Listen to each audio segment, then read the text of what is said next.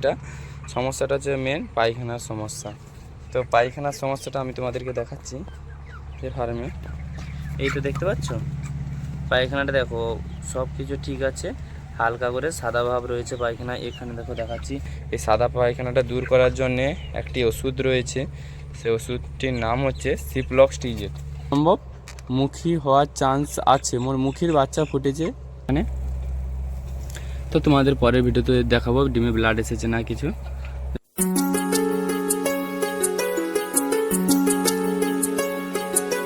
তো হ্যালো বন্ধুরা, তোমরা সবাই কেমন আছো? আশা করি তোমরা সবাই ভালো আছো তোমাদের বাড়ির পোষা প্রাণীগুলো। তো আবারও চলে এসেছি আজ এক নতুন ভিডিও নিয়ে। তো অনেক দিন তো হয়ে গেছে, তো তোমাদের কোনো ভিডিও আপলোড দিতে পারিনি, কারণ আমি একটা অসুবিধার মধ্যে আছি। তো একটু আমার সময় বের করতে একটু সমস্যা হচ্ছে, তাই জন্য ভিডিওটা বানাতে পারছি না। তাই জন্য আজকের আবার চলে এসেছি একটা নতুন ভিডিও নিয়ে।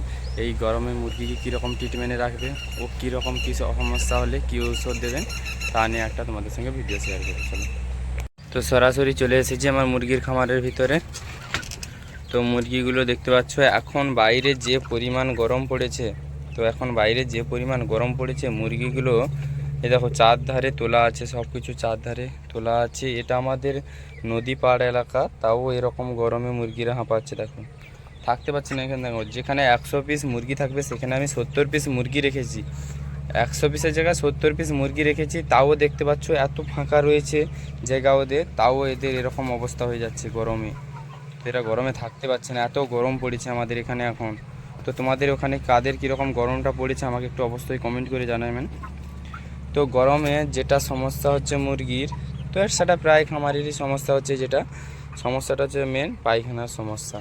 তো পায়খানার সমস্যাটা আমি তোমাদেরকে দেখাচ্ছি যে ফার্মে এই তো দেখতে পাচ্ছ পায়খানাটা দেখো সব কিছু ঠিক আছে, হালকা করে সাদা ভাব রয়েছে পায়খানা। এখানে দেখো দেখাচ্ছি আরও বেশিরভাগ দেখো প্রত্যেকটা পায়খানায় হালকা করে সাদা ভাব, নিচের দিকে তোমরা দেখলে বুঝতে পারবে প্রত্যেকটা পায়খানায় সাদা ভাবটা রয়েছে। তো তোমরা এই সাদা ভাবটা দূর করার জন্য তোমরা কি করবে? তো তোমাদের মেন করণীয় কর্তব্য হচ্ছে যে এই সাদা পায়খানাটা দূর করার জন্যে একটি ওষুধ রয়েছে, সেই ওষুধটির নাম হচ্ছে সিপ্লক্সটিজেট ও হটস্টার। এই দুটো ওষুধ একটু মিক্সড করে দেবেন, কারণ এই পায়খানাটা যদি ধরে থাকে বেশি দিন তো শরীরে সমস্যা করবে, মুরগি মারা শুরু হবে। তো অনেক সমস্যা, তার মধ্যে পিচকারি মারে পায়খানা করে, যেটা যাদের যেরকম সমস্যা আমাকে অবশ্যই কমেন্ট করবে, আমি তোমাদেরকে জানাবো যে কার কী সমস্যা, কীরকম ঔষধ ব্যবহার করতে হবে। যারা নতুন খামারি রয়েছে আর যারা পুরাতন খামারি রয়েছে তারা তো অবশ্যই জানো যে কীরকম মুরগির অবস্থায় কীরকম মেডিসিন ইউজ করতে হবে। তো যারা নতুন তারা জানো না, তাদের জন্যে তো সিপ্লক্সটিজেট আর হটস্টার এটা 3 দিন মারবে, ও তার সঙ্গে বিকালে করে হজমটা 3 দিন দেবে। হজমটা যেটা আমি ইউজ করি ডাইজিগন, ও তোমরা কে কোনটা ইউজ করো সেটা অবশ্যই আমাকে কমেন্ট করে জানাবে। আমি যেটা ইউজ করি সেটা হলো ডাইজিগন।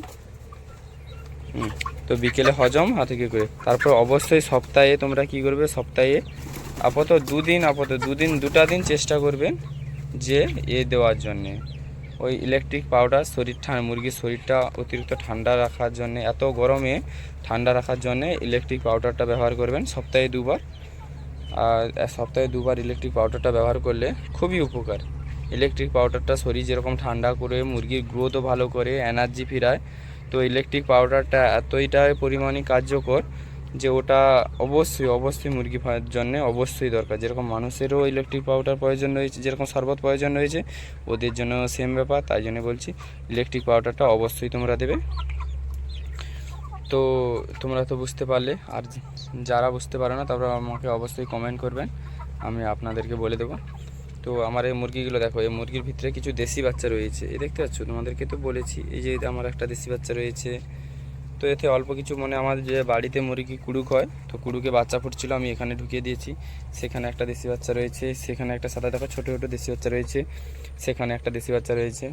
তো এর আগের ভিডিওতে তোমাদেরকে দেখিয়েছিলাম যে আমার তোমাদের কি গদি সাপ যে বলে, সেই গদি সাপ ঢুকে তো আমার অনেকগুলো মুরগির অবস্থা খারাপ করে দিয়েছিল। তো বেছে দেশি বাচ্চাগুলো একটু ছোট ছিল, ওদেরকেই মেরেছে।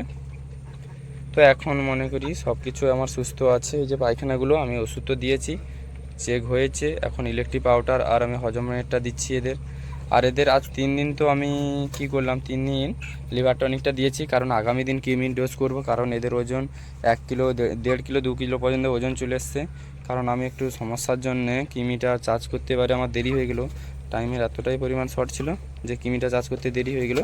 কিন্তু কিলো 1200 ওজনে কৃমিটা চার্জ করলে সব থেকে ভালো হয়, কিন্তু আমার এবারে একটু দেরি হয়ে গেছে, কোনটা 2 কিলোও চলে এসছে।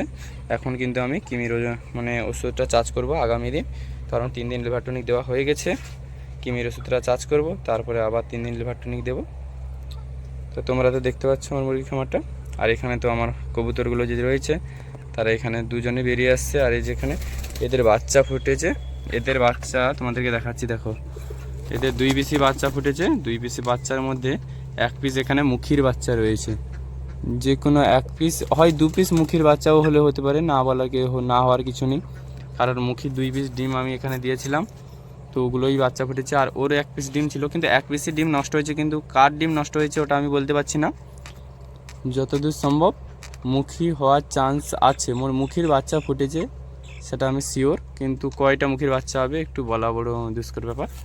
আবার তো মুখির এখানে বাচ্চা ফোটার মানে ডিম দেওয়ার পর ওদের তো ডিম ছিল না, তাই জন্য ওরা কিছুদিন পর আবার ম্যাটিং করে আবার এখানে ওরা ডিম দিয়েছে। এটা নর পাখি, এটা অতটা রাগী নয়, দেখো দেখাচ্ছি তোমাদেরকে, দেখাচ্ছি দাঁড়ো, এটা অতটা রাগী নয়, দেখতে পাচ্ছ 2 পিস ডিম রয়েছে এখানে।